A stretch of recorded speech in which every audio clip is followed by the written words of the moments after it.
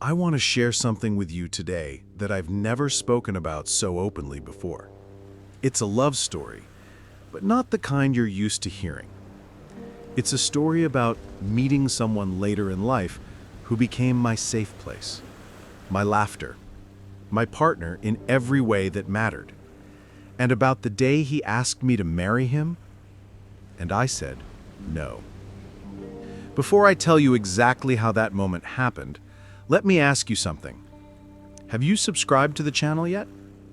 If you love stories about real relationships, about finding love and keeping it alive after 60, I'd love for you to join our community. It's free and it means we can keep having these conversations together. So check that you're subscribed, and now, let's begin. It was an ordinary day in the middle of an ordinary week. I wasn't looking for love. In fact, I had gotten very good at living my life alone. My mornings were slow and peaceful, coffee just the way I liked it, music drifting softly through the kitchen, the sun warming the corner of my living room where I like to read. My evenings were mine, a book, maybe a glass of wine, sometimes a call from a friend. I had already been through the fire of love, the joy of falling, the deep work of staying, the heartbreak of ending. I had learned how to make my own happiness. And then, as life often does when you least expect it, something shifted.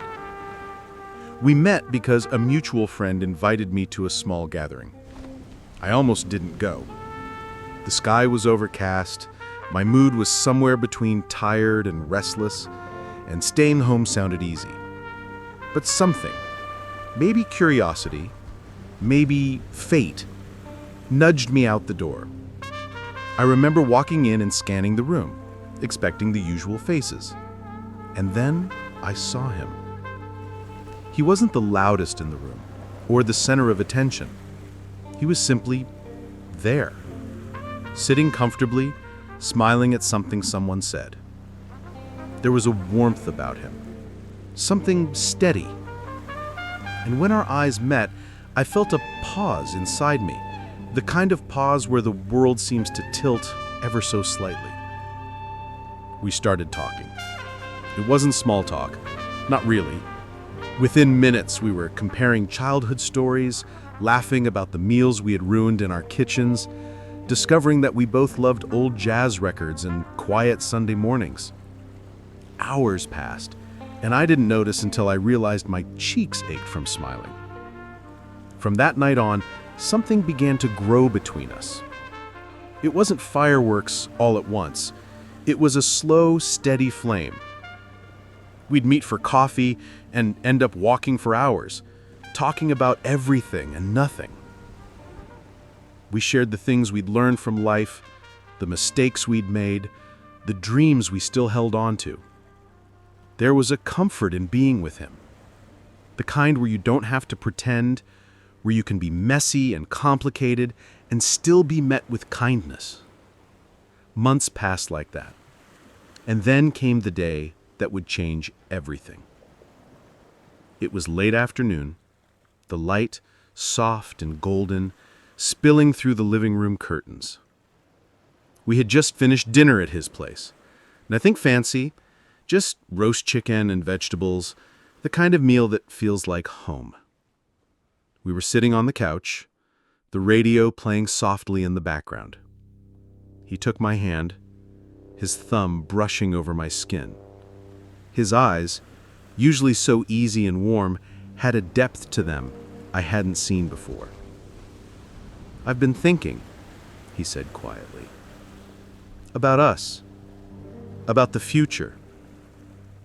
I smiled, expecting him to suggest a trip or maybe talk about moving in together. But then he said it. "I want to marry you." Time seemed to slow. The words hung between us, soft but heavy. My heart skipped, and for a moment I felt a rush of joy, but almost instantly that joy was tangled with something else, a sudden sharp hesitation. He kept speaking, telling me how much he meant to me, how he couldn't imagine his life without me, how he wanted to make our love official. I listened, my hand still in his, my mind a storm. Because while I loved him deeply, truly, marriage was not a simple word for me. Marriage meant blending lives in ways I wasn't sure I wanted again. It meant shared bank accounts, legal ties, family dynamics changing. It meant giving up certain freedoms I had fought for, freedoms that had taken years to reclaim after my previous marriage. And as beautiful as it can be, I knew marriage could also demand compromises that sometimes chipped away at who you are. I thought about my past, the love I'd had, the vows I'd made, the way it all ended. I thought about the legalities, the emotional cost, the shift in family relationships. I wasn't bitter, I was wiser. And that wisdom was whispering to me now, think carefully. I looked at him and, in the quietest voice, I said, I love you, but I can't marry you. He saw the hurt in his eyes, the flicker of confusion. Why? He asked, his voice low, almost breaking. I told him the truth, that I didn't need marriage to prove my love, that I wanted us to stay exactly as we were, joyful, free, without the pressure to fit into a box. That for me, the strength of our bond came from choosing each other every single day, not from signing a piece of paper. It wasn't an easy conversation. He felt rejected. He worried I was saying no to a future with him. I reassured him that wasn't the case, that I wanted him for as long as life allowed, that I wanted to keep building what we had without changing its foundation. Those next few days were tender and uncertain. He needed space to think. I gave it to him. And slowly, we found our way back.